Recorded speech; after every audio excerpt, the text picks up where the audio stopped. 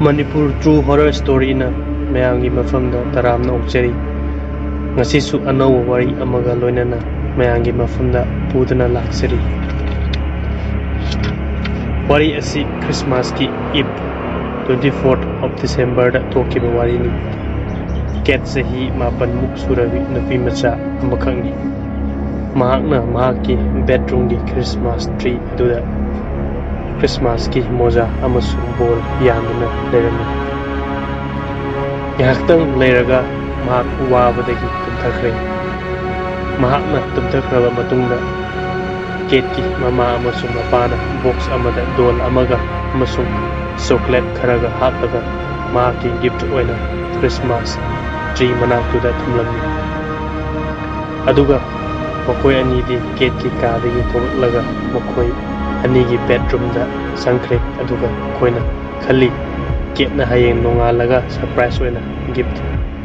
adu urani aduga ket adu ki matik harawrani haina kanki. Nongalamdagi pung ani muk tarakpa aduwai duda ket ki khongyada khutna hotpagum tawraki adudagi ket makeup thong iktuna hawgat laki mahakna phamlaga mamit pangthoklaga koyeng yengki adubu kasuk kanjalude angang oibanina. Mahakna yengbada Christmas tree adugi manakta box ama uki. Mahakna su khanki mahaki mom amasung depna soidana thamlamba barangani haiba khangi. Mahakna phat changlaga box adu tap laikhatlaga hangtokki aduda mahakna fajaraba dol ama thainaki. Dol adu yamna fajai adubu hek hangtoktaga manam namthiba ama namki aduga dol adugi ngaksamda button ama yarongki aduda ketna button adu namlubada yam kanna nolakki. Mahaksu harauki nyaktang leiraga ketki mama pana akanba khonjelda angang amana laurpagi makol ama taki arudagi makoini phuk agotladuna ketki ka tamna selaki aduga thung hanglaga yenglubada patamdudadi ket tumduna leramki amasung masaiki dol yawa box adusu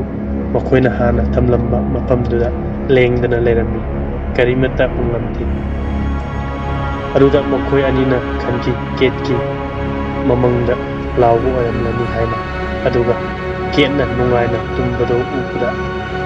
hodoklamdana makoi ani tholakki. Nongalaga ket school ni ojana hari taklingai ket wantharaki aduga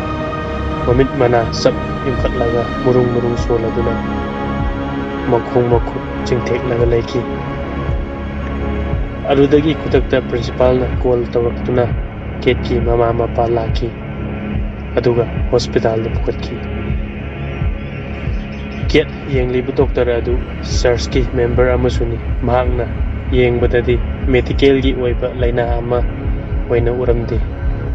Mahak singnaki aduga mahakna yumda hata amamuk pataduna lehelu hairaga tharaki. Ket yumda tharaki adudagidi numidangi thenglaba ahing kuding ketna hawatlaga magi paklang amasuk mama mapagi bedroom gi paklangda aki basaktam yekladuna numidang kuding makoina tumlingaida yektuna leramba tenaki adudagi makoi chinaraki macha nupida nariba laina asi chamba laina lebai khanki aduga noma ketki mapa adu nongalamdai mamlingaida tabak ama satta yadabadagi satki mama di tumduna lehauki ketki mamana tumlingaida keningai oirabi nupi amagi saktam masam mana ipha phabi mamit mana irau laubi manam yamna namthiba nupi ama mahaki manakta phamduna lerami ketu tumna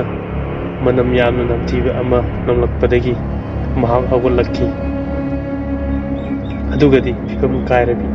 nupi adu mahaki manakta phamduna leramki ketki mama adu kanna lauki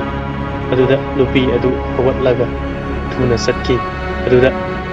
makoigi bedroom da theliba mingsel adugi mamang phawduna thokki aduda gate ki mamana uki adudi mingsel mami da mahaki masanupi ket koina uki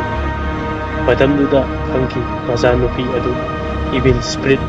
fattaba thawai ama sangduna leire haiba khangki matam aduda gate ki mapa amasung doctor aduda call tauki doctor aduna haraki aina hana singnarabani haina doctor aduna father ama puraki aduga fattaba matwai adu tathoknaba lai khuramsi haina khurumki aduda fattabi matwai adu thokiduna dol aduda amu sangsinki hek thokibaga manam yamna namthiba ma namki father aduna khangki dol aduna thuganbani hai father aduna dol adu yumda thamlanu kanasu leitaba jungle amada langthoklamu haiduna gate ki mama apa sinawani adudagi makoina dol adu suklaba umang amada langthoklami numit adudagi gate nawa phaki masung mahak dol pusida sana kidre leisu leikidre wari asi matang asida losinjare anoba wari amagitamakta like and subscribe tawba kawbiganu wari tabiriba mayamu thagatsari